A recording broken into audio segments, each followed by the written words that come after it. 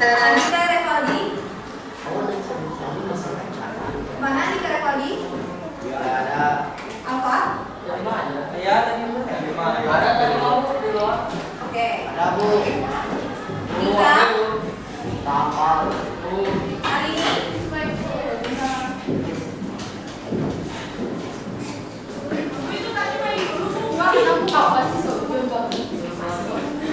Hari ini.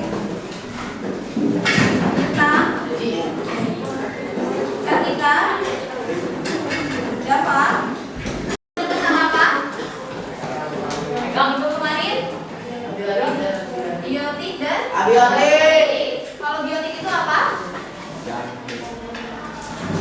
Komponen yang Hidup. hidup. Contohnya? Hewan. Tumbuhan. Lalu apa lagi? Manusia. Manusia dan mikroorganisme. Kalau satunya lagi komponen apa? Biotik.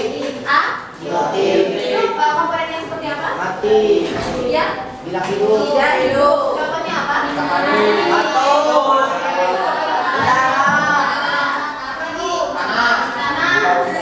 Lalu apa lagi? Air masuk tidak? Masuk. Nah, kalau itu adalah faktor komponen yang tidak hidup seperti tanah, air, udara, batu, dan lain-lainnya. Oke, untuk hari ini kita akan lanjutkan mengenai keanekaragaman hayati. Nah, ini ada gambar apa? Biotik.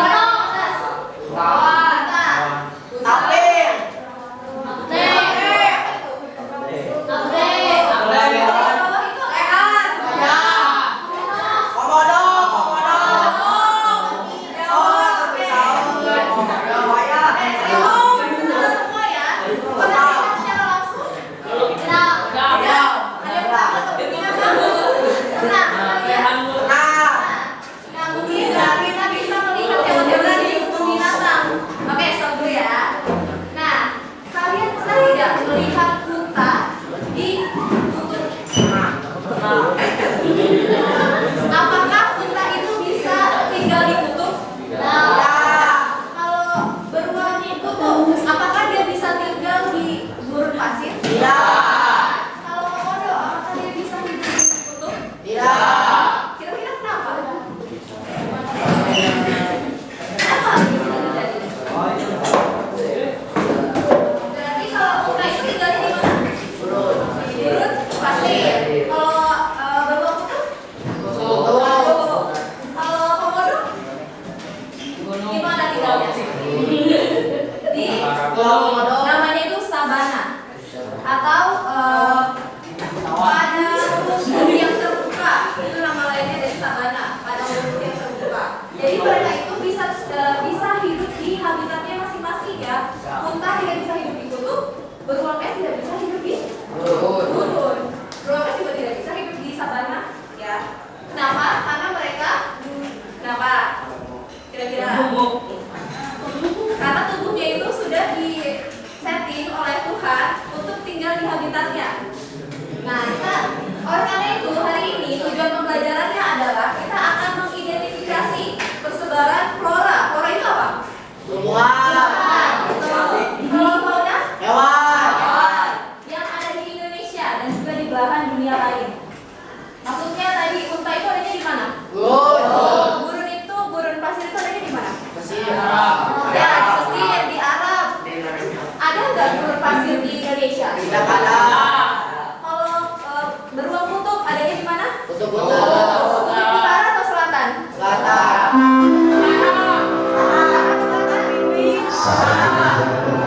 Tebak-tebakan ya. Beruang kutub itu adanya di It's time to begin the first lesson. di kutub utara. Kalau di selatan itu adanya apa? Pinguin. Jadi kutub selatan itu lebih dingin daripada kutub utara. Nah, selanjutnya tujuan kedua adalah kita akan mengidentifikasi ancaman keanekaragaman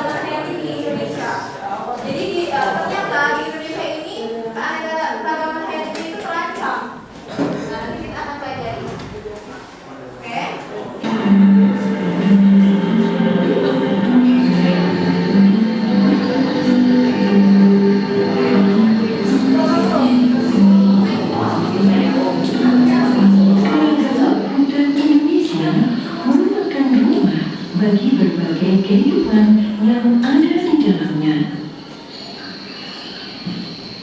Indonesia merupakan negara dengan keanekaragaman tertinggi kedua di dunia. Jadi Indonesia itu punya keanekaragaman flora dan fauna tertinggi kedua di dunia. Yang pertama itu adalah di Brazil. Karena di Brazil itu ada yang namanya hutan Amazon. Yang kedua adalah Indonesia. Jadi kita harus bangga ya ada di Indonesia. Kenapa? Karena kita punya keanekaragaman hayati yang tinggi. Di Indonesia itu bisa ditemukan beribu-ribu flora dan fauna. Kita itu posisinya kedua di dunia. Nah, kira-kira kenapa hal itu bisa terjadi? Ada yang bisa tebak? Karena Indonesia itu ada di garis khatulistiwa. Pernah dengar? Nah, garis khatulistiwa itu yang menyebabkan kita itu terkena sinar matahari sepanjang tahun. Coba kalau misalnya daerah sini, mereka itu tidak terkena sinar matahari selama 1 tahun full. Ada beberapa waktu mereka tidak terkena sinar matahari.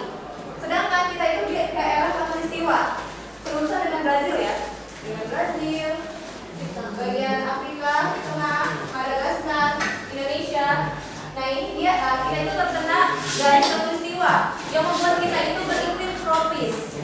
Artinya kita itu terkena sinar matahari selama 1 tahun full.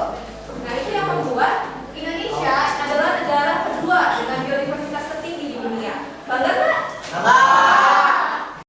Bapak atur,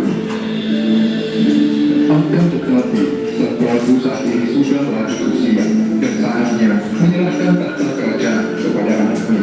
Dia pun kemudian memilih putri bungsunya yang bernama Purbasari. Sejatinya tradisi penyerahan tahta kerajaan diserahkan kepada putri sulung. Namun sang Prabu memilih Purbasari karena memiliki pribadi. Betul kan? Sebelumnya pernah dengar cerita tentang ini? Padahal kalian tinggal di mana? Di Jawa Barat atau Sunda. Ini adalah legenda khas Sunda loh. Oke, jadi baru dengar ya. Nah, kira-kira pesan apa yang bisa didapatkan dari cerita yang tadi? Harus memaafkan. Harus memaafkan. Betul. Apa lagi? Apa lagi? Tidak boleh merendahkan orang lain. Betul. Apa lagi? Kira-kira? Tidak boleh iri dan dengki dengan saudara atau orang lain ya pada pokoknya. Nah, pada dunia nyata ternyata ada juga yang disebut dengan lutung. Pernah tahu apa itu lutung? Pernah lihat lutung? Ya. Jadi ini bukan hanya sekedar dongeng, ternyata di dunia nyata itu ada yang namanya lutung. Dan namanya adalah lutung Jawa.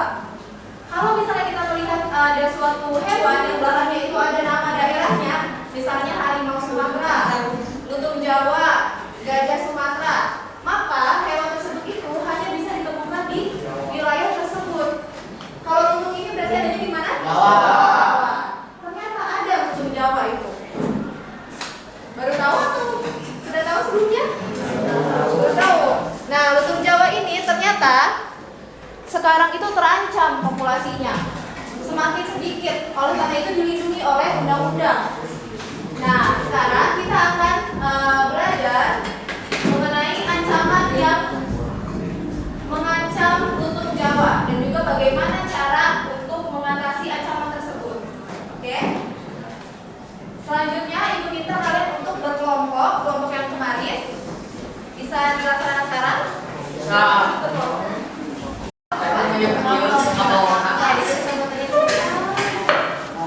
Semua sudah dapat KPD? Nah, sekarang bisa dilihat yang ada gambar peta.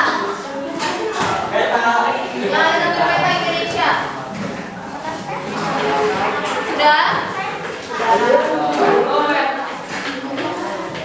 Yang di gambar peta itu, kalian silahkan gambarkan